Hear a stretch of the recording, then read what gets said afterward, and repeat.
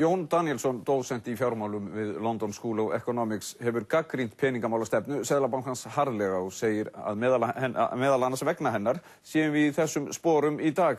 Sérgreinar hans eru áhætta í fjármálum, fjármálastöðugleiki og fjármálakreppur. Hann telur nauðsynlegt að nú þegar fari ríkið í að prenta seðla til að hjálpa heimilum og fyrirtækjum í landinu. Það myndi valda verðbólgu til skamms tíma en kom í veg fyrir að hagkerfið hrindi. Og hann sestur hjá Jóhannu. Þakka þér fyrir. Áður við förum út í þessar róttækutillögur í efnahagsmálunum og þá verði ég einhvern veginn að spyrja þess út í, við heyrðum þetta lesið upp, þetta samtala milli Alistair Darling, fjármálaráðherra Breta og svo fjármálaráðherra okkar Árna Mathiesen og þetta talið hafa haft mikil áhrif á það hvernig þeir síðan brugðust við, bara þín viðbrögð á þessi samskipti. Það sem Alistair Darling að segja það að íslensk yfirvöld hafa logið af breskum yfirvöldum, að þeir treysta ekki íslensku yfirvöldum.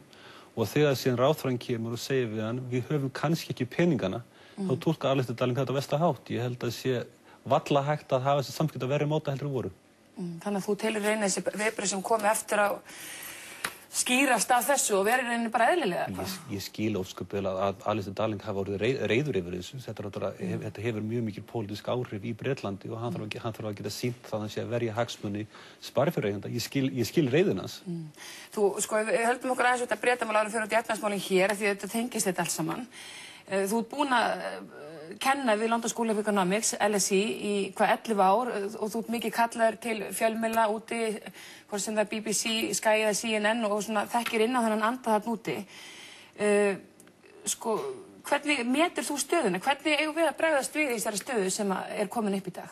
Vandamálið er það að ég held að fólk hérna á Bretlandi, yfir Bretlands treysti ekki Íslandi, vandamálið sem stendur fram fyrir í dag, að það er ekki bankaviðskipti. Það er ekki gjaldeyrisviðskipti. Við þurfum einhvern veginn að geta leyst málið þannig að bankaviðskipti hefjist og gjaldeyrisviðskipti hefjist. Til þess þarf að leysa vandamálið Breta á einhvern hátt. Áður en það gerist, mun ekkert annað gerast. Síðan náttúrulega í beinu framhaldi af því, þá þurfa íslensk yfirvöld líka að koma efnahagslífinu í gangi hérna heima. Og það sem er að fara að gerast eru fjöldagjaldþrot fyrirtækja, fjöldagjaldþrot heimilanna. Og það er að versta sem hægt er að gera. Og ríkisstjórnin þarf náttúrulega að breyta gjaldþrotalöggjöfinni þannig að fyrirtæki fari ekki eins auðveldlega á hausinn og heimilin fari ekki eins auðveldlega á hausinn. Ríkisstjórnin þarf að veita fjármagni beint til fyrirtækja annars hvort langtíma lán eða bara með beinni stöðu, sérstaklega í þeim fyrirtækjum sem skipta máli, það er að segja fyrirtækja fjármálamarkaði, tryggingum og þjónustufyrirtækjum og slíku. Þannig að þú ert að tala um það í sjálfu sér, þetta er mjög róttæk hugmynd að bara Seðlabankinn fari hérna og prenti peninga, þetta er eitthvað sem eitthvað myndi segja galin hugmynd, þetta hefur ekki löngu hægt að prenta peninga og hvað þá með verðbólguna setjum við ekki í rauninni bara allt á hausinn með þessu hérna, hvernig sér þú þetta sem lausn út úr þessu vanda sem við erum í dag? Ég held að lýsir þetta ástandinu að þessi köllu galin hugmynd, þetta er nákvæmlega sem er að gerast allan heim. Seðlabankur allan heim núna eru nákvæmlega að sagt að verðbólgan er aukaðri í dag. Það sem skiptir öllum máli að koma kerfinu í gang. Seðlabankur í Bandaríkjunum, Evrópu, þeir hafa allir lækkað vexti, þeir eru allir að pumpa peningum eins hratt og þeir geta út í efnahagslífið. Og þeir segja að við leysum vandamáli verðbólguna á morgun. Í dag þarf að slökkva eldinn, það er kveikni í húsinu og slökkvilið þarf að fá að starfa. En hvað með að tala um að það þurfi þá að koma ykkur veð á móti eða einhverja eignir þegar við prentum svona peninga, það sé ekki bara að prenta út í loftið. Skiptir það heldur engu máli í dag? Það sem er að vera að gerast líka alþjóðlega það að þessi veð eru farin að skipta minna máli. Seðlabankinn evrópski tilkynnti það á föstudaginn að hann ætti að lána til það sem kallað triple B eða 3B verðbréf sem eru tiltölulega áhættu sem pappírar. Það skiptir ekki öllu máli hvað veðin eru góð, það skiptir öllu máli að koma efnahagslífinu í gang. Og halda það gangandi. Halda það gangandi, því að ef efnahagslíf stoppar þá var ekkert eftir. En þetta svona slæmt framöndan? Erum við að tala tilhörum við sem að tala það stóran hluta fyrirtæki sem er að fara hérna á hausinn? Það er ómögulegt að dæma það á þessu stígi málsins, en það er ákvarðanir sem verða teknar á næstu dögum og vikum mun ráða því hvort að vandamáli stoppar í dag eða vandamáli verður miklu verra. En hvað erum við að tala mögulegt þá mikið verðbólguskot? Nú erum við með verðtryggingar lána og þetta kemur þetta niður á lánum fólks líka og hækkunar á þeim. Það er náttúrulega líka það að þessi verðtrygging lána sem er tiltölulega sér íslenskt fyrirbæri er náttúrulega ekki mjög góð og hefði kannski aldrei átt að vera til staðar. Við höfum ekki hugmynd hvað verðbólgan yrði mikil, það er kreppa. og í kreppu náttúrulega þá dregst allt saman og það hefur öfug áhrif að verðlag, þannig að verðbólguskotið yrði miklu minna heldur en myndi vera ef þú myndir dæla sem peningum í efnahagslífið í eðlilegu árferði. Þannig að þetta eru í rauninni þína tillögur og þú í rauninni ef við förum ekki út í svona róttækar aðgerðir í rauninni að þá telur þú hætt á því í rauninni að hagkerfið hrynji hérna. Sko, þeir þurfa að hafa það í huga að atvinnulífið má ekki stoppa og sérstaklega það að bankastarfsemi og fjármálastarfsemi má ekki stoppa. Það þarf að koma þessi lag og málið það að kreppan á Íslandi, hún ekkert einstök. Þetta algjörlega samskonar kreppa og mörg lönd í heiminum hafa orðið fyrir. Þetta dæmi það sem ég kalla tvíbrakreppa. Það að segja bæði bankar og bankakreppa og gjaldeyriskreppa og það þekkt hvernig þessar kreppur ganga fyrir sig og hvernig á að bregðast við þeim. Og ég held að þeir ættu bara að gera nákvæmlega sama og fólk hefur gert annars staðar það sem eru hefnast vel. En ef við förum aðeins bara, að því þú gagnrýnt Peningamálastefnu Seðlabankans harðlega og talaði um að við, ef ekki væri fyrir þessa stefnu, væri við mögulega ekki í þessum sporum í dag. Bara ef við skoðum aðeins svona fortíðina,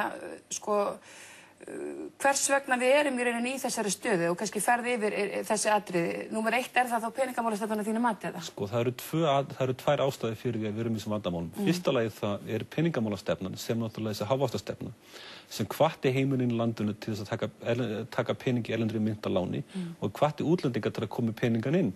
Þetta náttúrulega lét öllum líða vel og það var svona ákveðin ímynd af ákveðinni velferð, en þetta var náttúrulega bara ímynd og sá efnahagslega ábati sem fólk hélt að væri var byggður á sandi. Þetta var bóla þannig að gengið var komið algjörlega skjön við undirstöður hagkerfisins sem náttúrulega held ég allir sem hefði skoðað hagtölu vissu, útlendingarnir vissu allir og vörðu við. Þannig að þessi stóra bóla sem var inn í gangi, það var engin innistæða fyrir henni í þá landsframleiðslunni.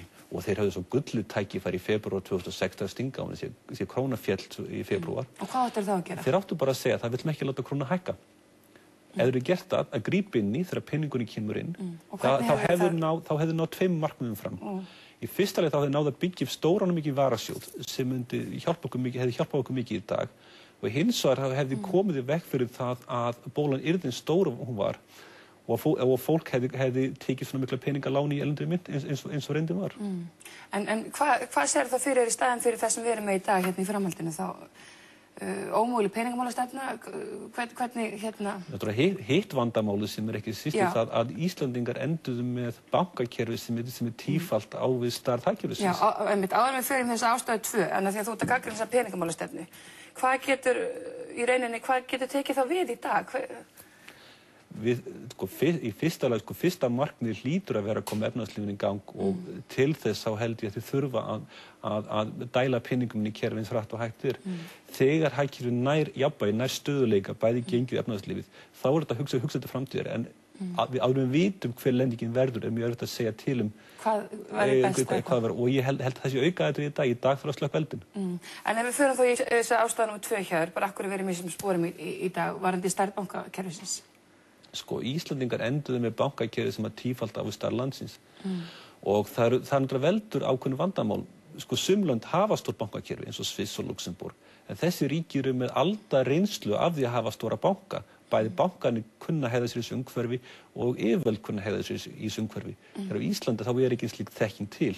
Kunnum við semst ekki að hafa okkur í þessu umhverfi? Ég held að við hefum ekki skilið afleikana sem dæmið það að þegar við erum með svona stóra banka sem eru að Íslenska ríki hefði getað sagt, nú er nóg komið. Við viljum ekki hafa svona stóra, ef við viljum vaksa þá þurfum að flytja ykkur til London, sem hefur miklu skynsamara. En síðan kannski ennþá verra finnst mér, það að þegar bankarnir voru komnir í vandamál og fóru að stofna þessi innlánsreikninga í Bretlandi, Holland og víðar, það var merki að það væri vandamál í gangi hjá þeim. Þannig að fjármálaeftirlitið brást þar? Og fjármálaeftirlitið af einhverjum ástæðum kaus það að leyfa þeim að stofna þessi reikninga og veðsetja ríkið fyrir þessu. Það er að segja, þeir sem tóku þá ákvörðun að segja, það er allt í lagi að stofna þessi reikninga, Íslenska ríkið tryggir þá. Það eru þeir sem eru hvað mest sikir í dag. Að þínu mati? Að mínu mati, já.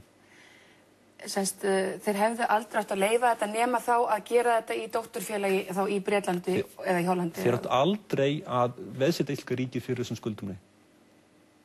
Og það heldur sér vestu mistök sögunar. En svona stóra myndin í þessu öllu saman vegna þess að það er líka mikið reiðga hvort þessum útrásarvíkingum og í rauninni rekstri þessara banka. Hver þú nú eins og fram hefur komið, þín sérgrein er áhætta í fjármálum. Hver þín skoðun? Þú hefur skoðað rekstur þessar banka. Hver þín skoðun á rekstri bankar og hversu stöndu þeir voru? Náttúrulega við vitum ekki ennþá öll smáatriðin. En það virðist allt benda til þess að þessi bankar hafi verið reknir ekkert ósvipaða bankar voru erlendis. Það að segja að þeir voru að taka mikla áhættu en bankar alla Evrópu voru að taka mikla áhættu. Og það var kannski ákveðið rugl og vitleysa í gangi en það var rugl og vitleysa í gangi í bönkum annars staðar líka. Þannig að okkar bankar held ég voru ekkert verri heldur bankar annars staðar. En vandamálið var það að íslensku bankarnir urðu stóri fyrir hagkerfið. Ég held að ef allir 3 bankarnir hefðu átt heima í London en ekki átt heima á Íslandi, þá væru allir á lífi ennþá. En ef við veltum fyrir þessar atburðar sem fyrir í gang þegar Glitnir leitar til Seðlabankans og síðan tekur þarna ríkið yfir 75% af bankanum, þyrftu að vera í þeirri stöðu í dag í rauninni, ef við gerum ráð fyrir umhverfin alveg svo það og annað, hefðu þið þurft að fara í gegnum þetta ferli? Hefðu þetta þurft að fara eins illa og í rauninni og þið hefur farið? Ég held að hafi legið ljóst fyrir nokkrum mánuðum síðan að bæði Landsbankinn og Glitnir áttu í töluvert miklum erfiðleikum og maður hefði vonast til þess að þeir sem ráða þessu hafi undirbúið sig fyrir því hvernig þetta gerast.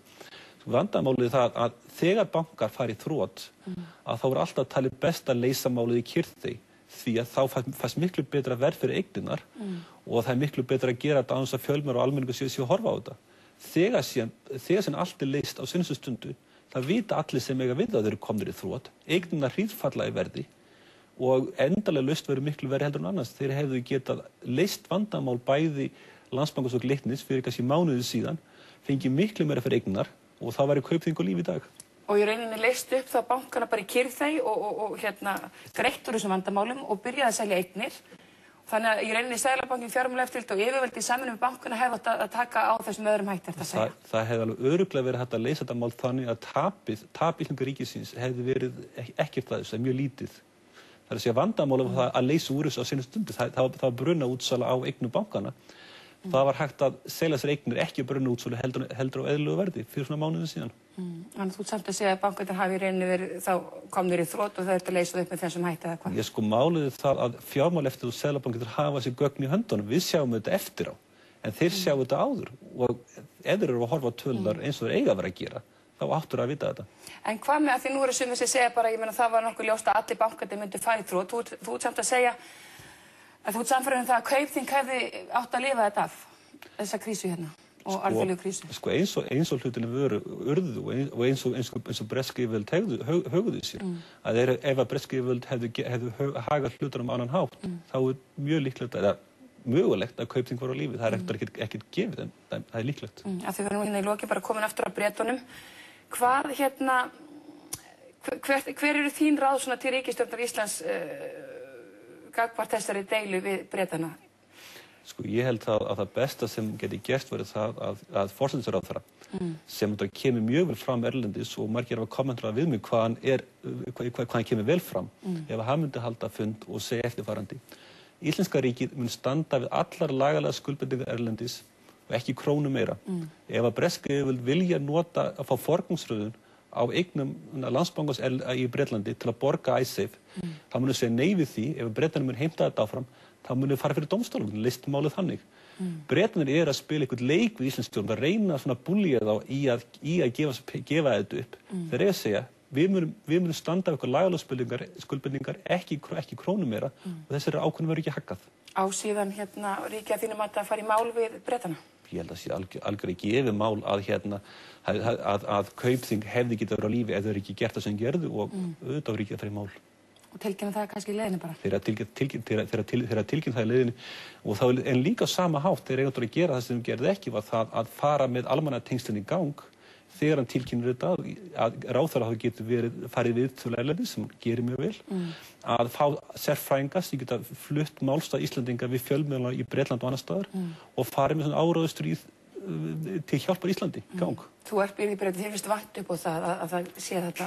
Mér fannst afskaplega undarlegt þegar alla þessar vikur fjölmiðlar í Bretland voru að hringja í mig mörgum sinnum á dag biðja málið og ég reyndi að fá álit frá sendiráðinu í London og ég reyndi að fá eitthvað frá Íslandi, það var ekki hægt, það var enginn sem hafði einhverja skoðun á þessu. Þannig að þú kannski ekki gerst talsmaður Íslands þó þú vildir? Þó ég vildi, já. Herra Jón, við heldum alltaf sjálfsögðu áfram að fylgjast með þessu. Kæra þakki fyrir komuna.